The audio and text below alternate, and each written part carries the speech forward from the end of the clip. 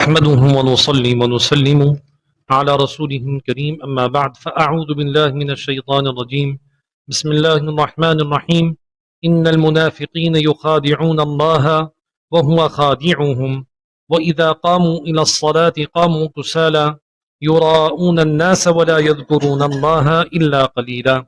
سورة النساء میں اللہ سبحانہ وتعالی نے منافقین کا ذکر کیا ہے، یعنی بہت چند الفاظ میں خلاصہ ذکر کیا ہے کہ ان کی پہچان کیا ہے اور یہ لوگ کون ہیں، اور پھر اللہ تعالیٰ نے تھوڑی سی نصیحت بھی فرمائی ہے۔ پھر منافقوں کی اصلاح کے لیے بھی اللہ سبحانہ و تعالیٰ نے عرض کیا ہے کہ اب بھی موقع ہے، اگر صحیح راہ اختیار کر لیتے ہیں تو ان کا نفع ہوگا۔ بہرحال منافق کہتے کس کو ہیں؟ منافق وہ شخص ہیں جو حالات کو دیکھتے ہوئے اپنا دین کا رنگ بدل لے، حالات جیسے بنے ویسے وہ اپنے دین کو رنگ دے دے۔ دین چاہتا ہے کہ وہ اس طریقے سے رہے۔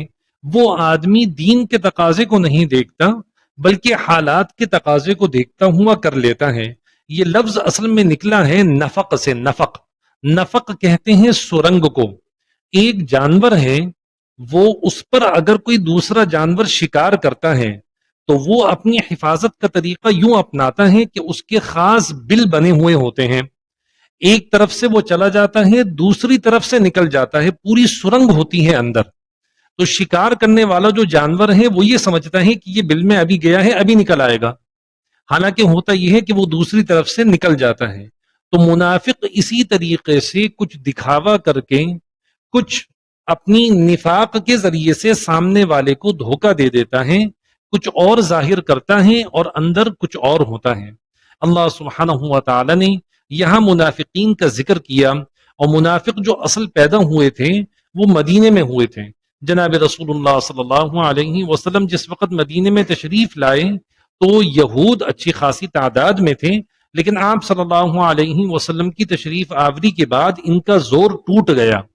اب یہ اپنے آپ کو غلبہ بھی دینا چاہتے تھے اور مسلمانوں سے لڑنا بھی نہیں چاہتے تھے کیونکہ طاقتور نہیں تھے۔ تو اس وجہ سے انہوں نے ایک دوغلا پن اپنایا کہ جب مسلمانوں کے ساتھ رہوں تو ان کے رنگ میں ہو جاؤں، اور جب اپنا موقع ملے گا تو ہم اپنا اصل رنگ دکھا دیں گے، اس کے انتظار میں یہ رہے۔ بہرحال ان کا ایک سردار بھی تھا، اور اللہ کا کرنا ابو عبداللہ بن ابی نام تھا اس کا، بیٹا ان کے مسلمان صحابی ہیں، اور آپس میں شدید اختلاف رہا باپ بیٹے میں، لیکن بیٹے کا ایمان ذرہ برابر بھی ڈاماڈول نہ ہوا، بہت مضبوط ایمان والے۔ اللہ سبحانہ و تعالیٰ کا ارشاد، یہ منافق اللہ کو دھوکہ دیتے ہیں، یعنی بظاہر ایسا لگتا ہے کہ یہ اللہ کو دھوکہ دے رہے ہیں، حالانکہ حقیقت یہ ہے کہ اللہ ہی ان کو دھوکہ دے رہا ہے۔ کیا مطلب؟ یہ جو کچھ کر رہے ہیں اپنا نقصان ہے، اللہ کا کیا بگڑتا ہے؟ آپ کے اس دوغلے پن سے آپ نے اللہ کا تو کچھ بگاڑا نہیں۔ اللہ سبحانہ و تعالیٰ تمہاری حقیقت سے واقف ہے۔ یہ سب سے بڑا دھوکہ، آدمی جو گناہ کرتا ہے حقیقت میں اپنے آپ کو ہی نقصان پہنچا رہا ہے۔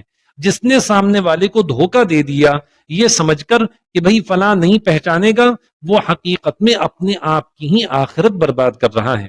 پھر اللہ تعالیٰ نے آگے ان کی علامت ذکر فرمائی کہ سب سے محتم بشان چیز ہمارے یہاں نماز ہے۔ سب سے محتم، ایمان والی کی پہچان نماز ہے۔ ایمان والی کی پہچان سمجھنا ہے کہ بھئی ایمان والا ہے تو اس کی زندگی میں نماز دیکھ لو، اس کی نمازیں بتا دیں گی وہ حقیقت میں ہے کیا۔ ان کا عالم یہ ہے کہ جب نماز کے لیے کھڑے ہوتے ہیں تو بہت سستی کے ساتھ کھڑے ہوتے ہیں۔ کیوں سستی کے ساتھ کھڑے ہوتے ہیں؟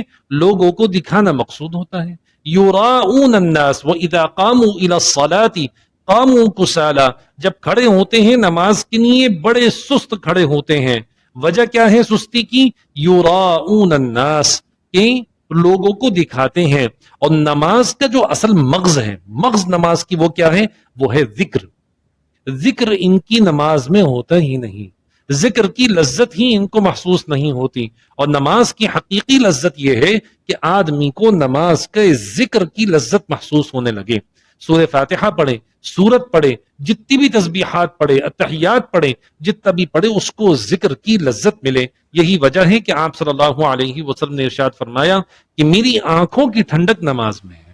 آگے ارشاد فرماتے ہیں اللہ سبحانہ و تعالی کہ یہ درمیان میں لٹکے ہوئے ہیں، نہ پورے طریقے سے ادھر ہیں نہ پورے طریقے سے ادھر ہیں، نہ ادھر کا نفع حاصل کر سکتے ہیں نہ ادھر کا نفع۔ اور اکثر ایسے لوگوں کا کیا ہوتا ہے، دونوں طرف سے مار پڑتی ہے۔ اکثر جب ان کی حقیقت کھلتی ہے تو دونوں طرف سے ان کو نقصان پہنچتا ہے۔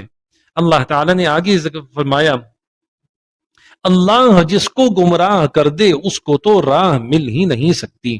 اصل میں آدمی جتنی اپنی طلب دکھاتا ہے اللہ وہی راہ اس کے لیے ہموار کر دیتا ہے۔ ٹھیک ہے بھئی، آپ کو فلاں راستے پہ چلنا ہے تو آپ چلیے، اور پھر ایسی وہ اپنے آپ طریقہ ایسا پھنس جاتا ہے کہ وہاں سے نکلنا مشکل ہو جاتا ہے۔ لہٰذا اللہ تعالیٰ نے آگے ارشاد فرمایا ان لوگوں کا حال مسلمانوں کے ساتھ تو یہ ہے کہ دکھاوے کے لیے اسلام ظاہر کرتے ہیں۔ پھر اللہ نے ایک بات آگے ذکر فرمائی اور اس کا ہمیں صحیح مطلب سمجھنا ہے۔ اے ایمان والو، کافروں کو دلی دوست نہ بناؤ۔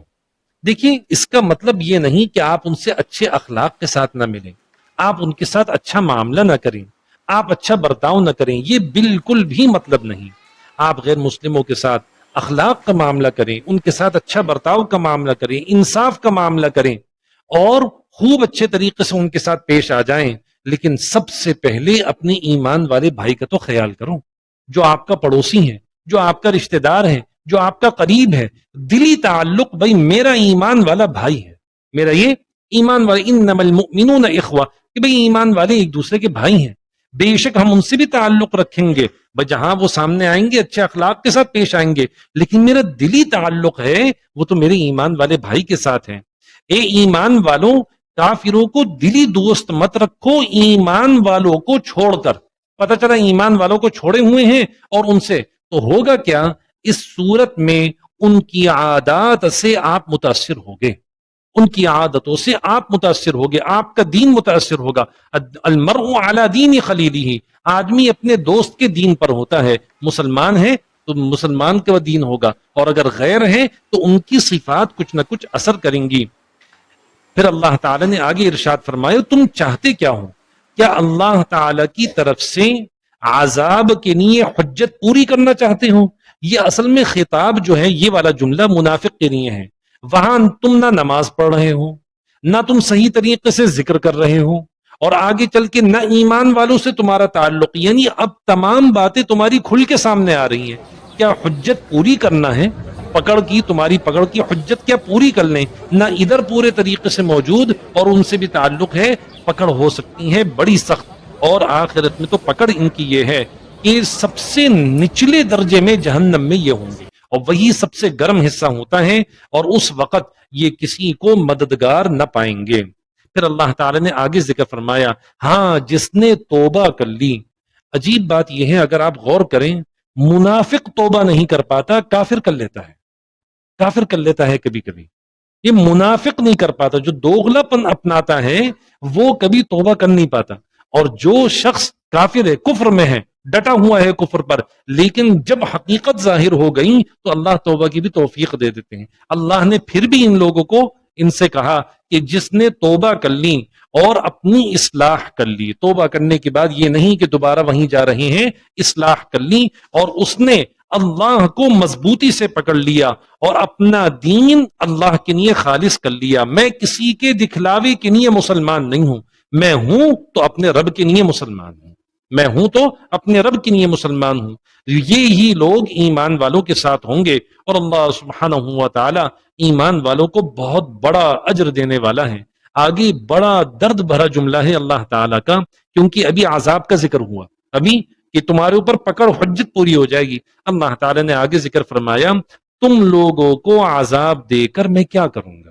تو مجھے خوشی ہوتی ہے اگر آپ لوگ میری نعمتوں کی قدر کر لیں، اگر آپ لوگ اچھے طریقے سے ایمان لے آئیں تو میں آپ کے ایمان کی اور اعمال کی بڑی قدر کرنے والا ہوں، مجھے عذاب دے کر کوئی خوشی نہیں ہوتی۔ ما یفعل اللہ بعذابکم، کیا کرے اللہ سبحانہ و تعالی تمہیں عذاب دے کر، کہ تم پر عذاب نازل کر کے، ان شکرتم، اگر تم ہماری نعمتوں کی قدر کر لو، وآمنتم، اور تم ایمان لے آؤ، وکان اللہ شاکرا علیما، اور اللہ تعالیٰ بڑا قدر کرنے والا ہے آپ کے ایمان اور اعمال کی، علیما، جو کچھ کر رہے ہو اس تمام چیزوں سے میں واقف بھی ہوں۔